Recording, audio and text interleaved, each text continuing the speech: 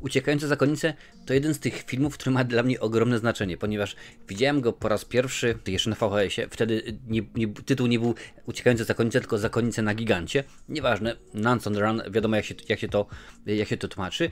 I no, to była taka sprawa, że stwierdziłem, obejrzę po latach, a bardzo niestety często jest tak, że jak obejrzę film po latach, no to okazuje się, że rany Julek, co ja oglądam, co ja patrzę, przecież tego rzeczywiście nie da się oglądać i tak byłem zaciekawiony wewnętrznie, czy ten film będzie po wielu latach, czy zakonnice, czy Uciekające zakonnice nadal śmieszą, powiedzmy po tych 30 kilku, czy prawie 40 latach, czy no, dwóch naszych bohaterów, no bo wiadomo, z jednej strony jest Eric Idle, facet, który no, współtworzył latający cyrk Monty Pythona, a z drugiej strony jest Robbie Coltrane.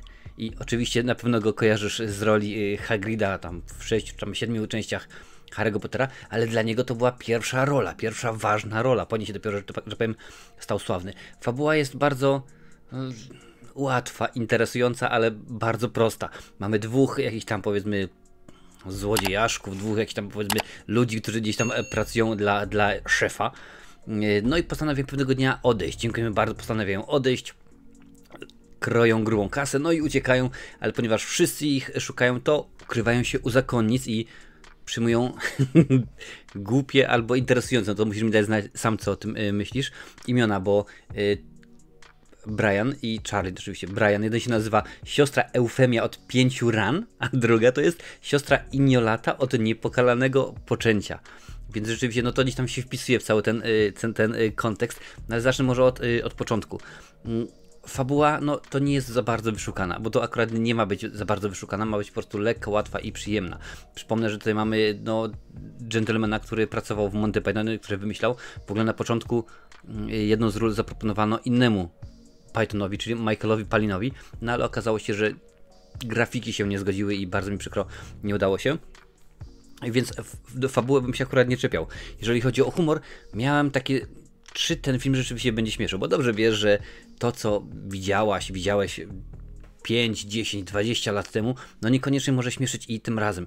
I bałem się tego, że będzie takie aha, jak ja się z tego mogłem śmiać. A nie tak dawno oglądałem pewien straszny film po raz wtóry i się okazało, że już nie śmieszył. Ale ten film nadal śmieszy. Tak, jak najbardziej ten film nadal śmieszy.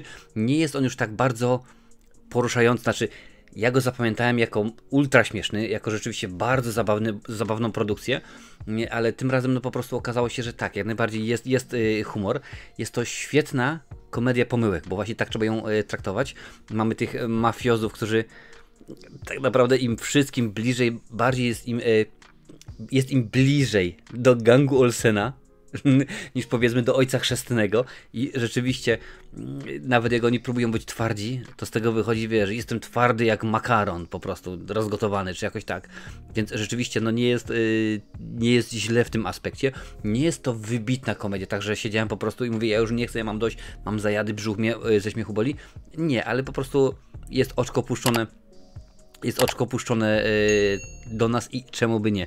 Tym bardziej, że za reżyserię był odpowiedzialny Jonathan Lynn i wiele osób już kiedy zobaczyło ten film, wielu krytyków, wielu twórców porównywało do dwóch produkcji, a właściwie do Pół żartem, pół serio z Marilyn Monroe między innymi, że to gdzieś coś takiego, no bo tam wiadomo też dwóch facetów się przebiera się za kobitki, ta sama, że tak powiem, zasadność, a po drugie przyrównywano to do klasyka, do nurtu oczywiście brytyjskiego humoru, czyli do cyklu Carry On.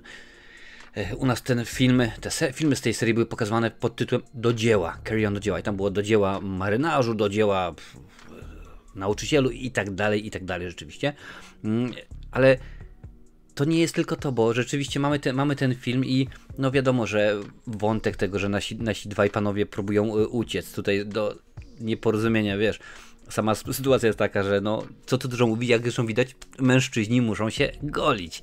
To wszystko oczywiście wychodzi. Dodatkowo jeden z naszych bohaterów zakochuje się.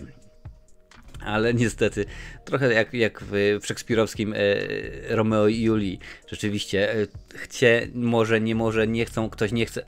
Po prostu dużo rzeczywiście jest pomieszań i poplątań i wydaje mi się, że to tylko działa na plus temu filmowi. Jak widzisz, mam akurat tutaj na DVD wersję.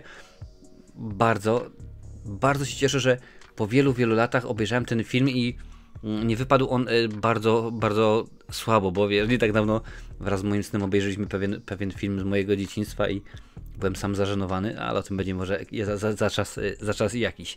Więc 3 zakonnice, uciekające zakonnice, miałem powiedzieć zakonnice, przepraszam, czy uciekające zakonnice nadal śmieszą? Tak. Czy jest to film, komedia wybitna? Nie. Nie jest to, bardzo mi przykro, komedia wybitna, mimo że nasz Hagrid stara się jak może. Znaczy wtedy jeszcze nie wiedział, że będzie Hagridem, ale my już w tym momencie z perspektywy czasu wiemy, że Robbie Coltrane stał się Hagridem, że latający cyrk Monty Pythona, no już wtedy tak naprawdę był znany, a teraz to już jest klasykiem. Co by na ten temat nie mówić. No, pojawia się muzyka jednego z Beatlesów, George'a Harrisa, rzeczywiście, pojawia się on. Również ten film był porównywany, no, nie tylko jak ja mówiłem wcześniej, do filmu z Marilyn Monroe, ale również, tutaj mam ściągawkę na IMDb, Nie jesteśmy aniołami z Robertem De Niro i Seanem Pennem, kiedy oni właśnie tam udawali zakonnicę.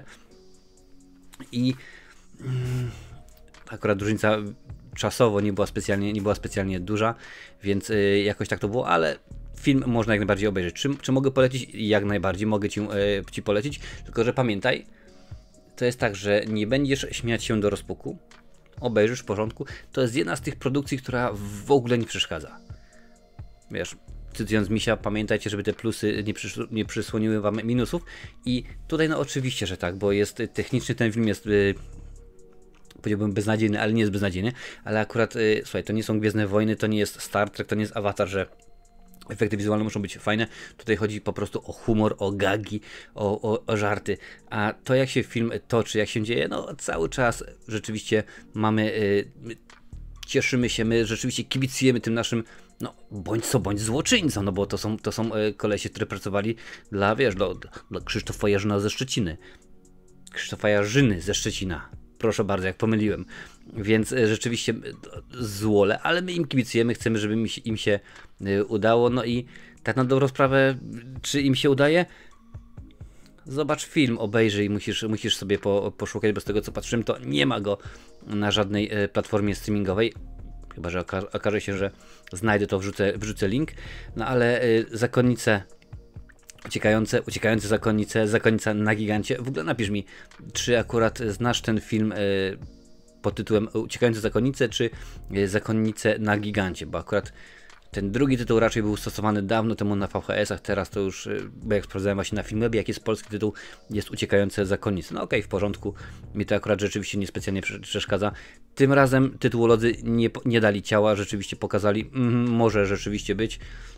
Słuchaj, Die Hard, Szklana Pułapka, Roadhouse, Wykidajło, my znamy takie tytuły, także jeżeli doświadczyłeś albo doświadczyłaś dziwnych tytułów, udostępnij te recenzje na swoich mediach społecznościowych, niech więcej osób ogląda i niech więcej osób dołącza do naszego kanału, a mam nadzieję, że będzie jeszcze kilka takich fajnych komedii omówionych. Mam nadzieję, że obejrzysz ten film i powiesz, dobrze, jest w porządku, a tutaj jeszcze jest kilka komedii, tak jak najbardziej. Ich recenzje również musisz obejrzeć.